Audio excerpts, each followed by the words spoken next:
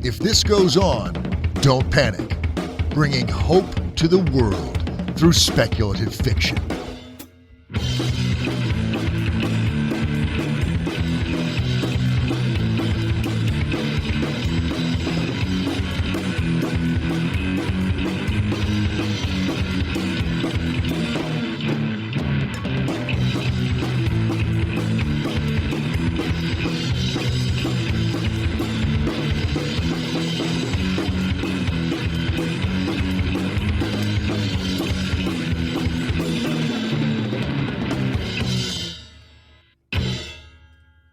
Hey, this is Alan.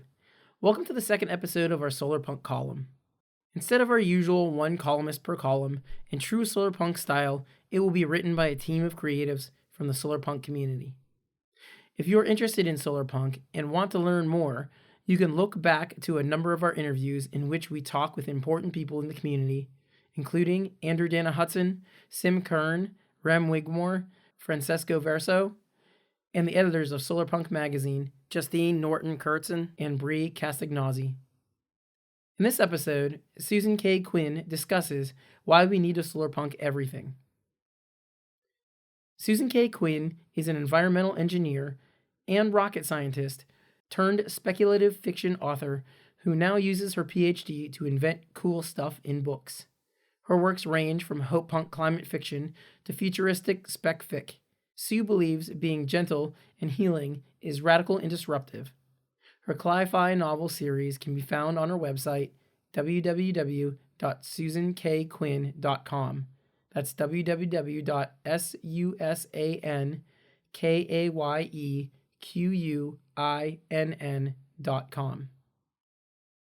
All right, here's the column. You've probably heard the term electrify everything, an environmental rallying cry about the energy transition.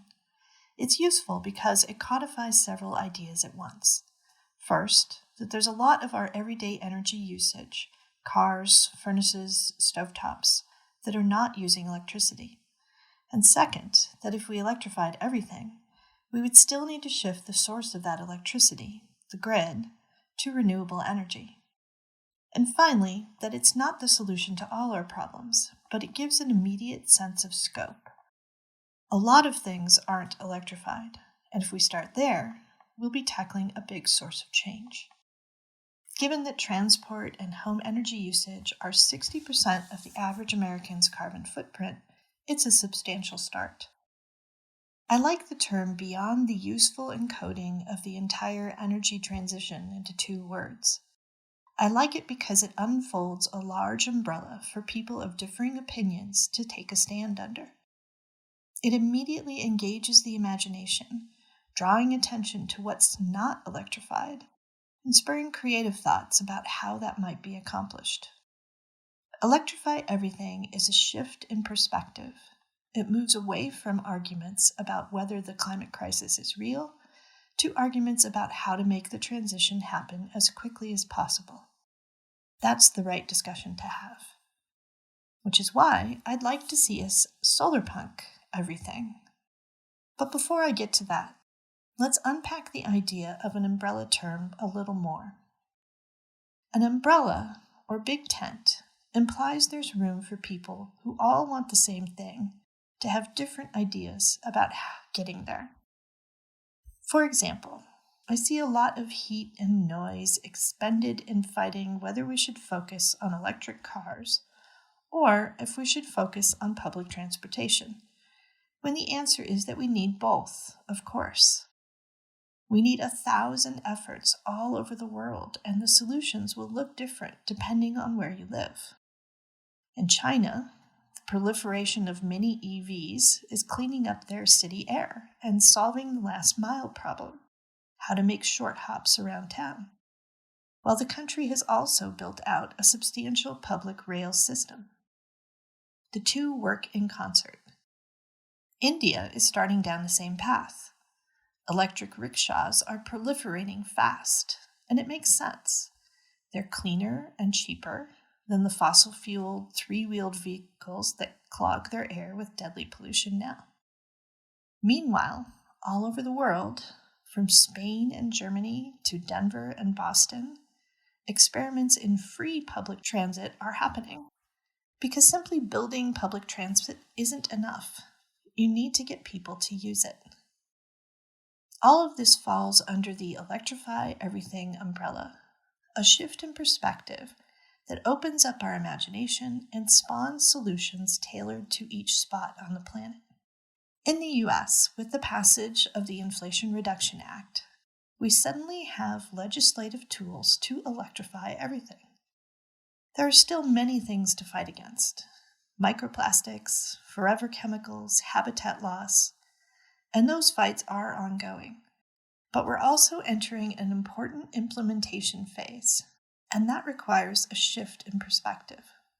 It can be a struggle for a movement to make that shift. And Solarpunk is both a literary genre and a movement. We can easily discuss the boundaries of the genre, what's inside and what's outside, what counts as Solarpunk and what doesn't. But what has most resonated with me is the word co-creating, as in we're all co-creating the genre together. And no one of us can definitively say what is or isn't inside the walled eco-garden. I like the idea of co-creating because it acknowledges that the Earth and her peoples are vast and diverse, and what looks like Solarpunk in Nigeria will not be the same as Solarpunk in New York.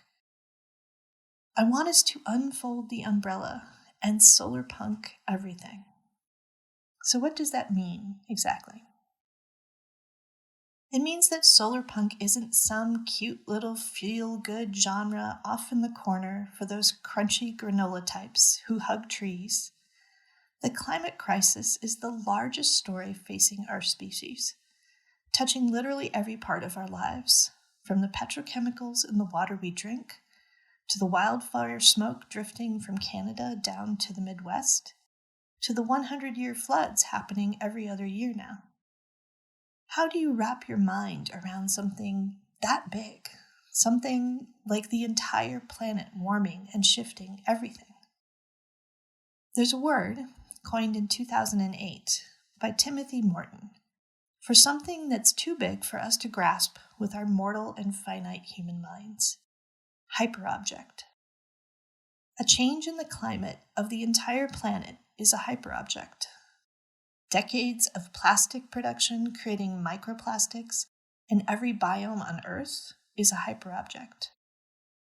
AI and machine learning are hyperobjects we're learning about in real time, even as we struggle to understand what it's doing right now, much less what the future holds. With something that vast, it helps to have an umbrella term that covers the general idea of how we're going to deal with it. Electrify everything isn't the entire solution to climate change, but it's a compass heading to get us started, which is super important because we need to start right now. Solarpunk Everything gives us a bigger ethos to follow. It's not a focused technology solution like rail lines or EVs. It's the idea that we need to transform our entire society into one that's living sustainably on Earth. Solarpunk might have a flexible definition, co-created by everyone working within it, but we can generally agree it means living in harmony with the ecosystem, not extracting our way through it. Solarpunk is consuming less and connecting more. It's centering human healing and flourishing. It's reparations and restorative justice. It's rethinking entire systems, not just tweaking at the edges. Solarpunk Everything says we may not completely understand the hyperobject of climate change, but we can start to fix it right now by opening our imaginations and solarpunking our lives. What does that look like in practice? This May, my new hometown of Pittsburgh hosted a Solarpunk Futures Expo. It was part art fair, part job fair, part hard-working nonprofits, everyone setting up tables and giving presentations under the umbrella of Solarpunk. I was there with my novels, handing out free copies of a tiny Solarpunk story and a DIY zine on how to write Solarpunk. Next to me was an upcycling artist who made jewelry from discarded crafts and handbags from placemats. Across from us was a nonprofit that organized neighborhoods to work on stormwater mitigation to keep pollutants out of the 3 rivers that join together at Point Park. All 3 of us easily fit under the umbrella, plus many more, artists and musicians, community organizers and composters, solar installers and gardeners. The energy was incredible, a palpable excitement of discovery that a community that we didn't even know existed was right here in our backyard. Community is the fabric our Solarpunk futures will be crafted from, with support for each other building the connections that make it strong. I bought earrings. My neighbor bought books. We listened to music and presentations. The entire event was about solarpunking everything. The buzz of that night will fade, but the connections had been made. Even as we went back to our disparate lives of writing Solarpunk stories or installing solar panels, each of us knew this was a whole-of-life effort. The U.S. government talks about leveraging a, quote, whole-of-government effort in addressing racial or environmental justice, and I applaud that. It's the right idea, not sequestering this monumental change off to some tiny corner of the Equal Opportunity Office when it literally touches every aspect of our lives. In the same way, Solapunk Everything is a whole-of-life effort to change the world. I don't just write Solarpunk stories. I also do Zoom Q&As for my neighbors and friends on how to install solar and heat pumps. I've spent the last year electrifying my house. I buy upcycled jewelry and organic food waste composted fertilizer and support my local farm share. I voted last week in my primary election for the first environmentally focused candidate for county executive and for a district attorney who understands racial justice. I emailed my reps in Congress to make sure they protect those tax credits to encourage people to electrify everything. I didn't accomplish all of that in a day, and it's not even a complete list of the ways I solarpunk my life. It's one day at a time, one step at a time, which also teaches patience about the size of the effort. But when I was talking to people at my table about my books, about what it means to write solarpunk stories, I could see the inspiration they were taking from that. That's my part, articulating why we're in this, what the fight is about, what a better future looks like. These folks were already on board, but the journey is hard and long and wearily fought. A friend once gifted me with an analogy that I love.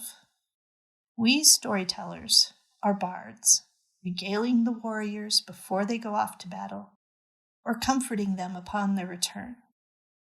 I'm not trying to only win hearts and minds. I'm rousing the troops and comforting the afflicted so they can fight another day. We each have a part to play under the umbrella, and if every day we harness our imagination to the problem and work together, never assuming that no one else is working the issues, because in fact, so many people are working the issues. That is how we solarpunk everything, one step at a time, together. If you'd like to download that free Solarpunk zine, you can go to my website, susankayquinn.com, where I also have a list of recommended Solarpunk stories, books, TV, movies, games, to lift you up after a hard day's fight. In particular, I recommend Disney's Strange World, Serena Ulabare's new novella, Another Life, Dreamforge magazine's Solarpunk issue, and any story from Grist's Imagine 2200 contest, Climate Fiction for Future Ancestors. My name is Susan Kaye Quinn, and I'm trying to solarpunk everything. I hope you'll join me.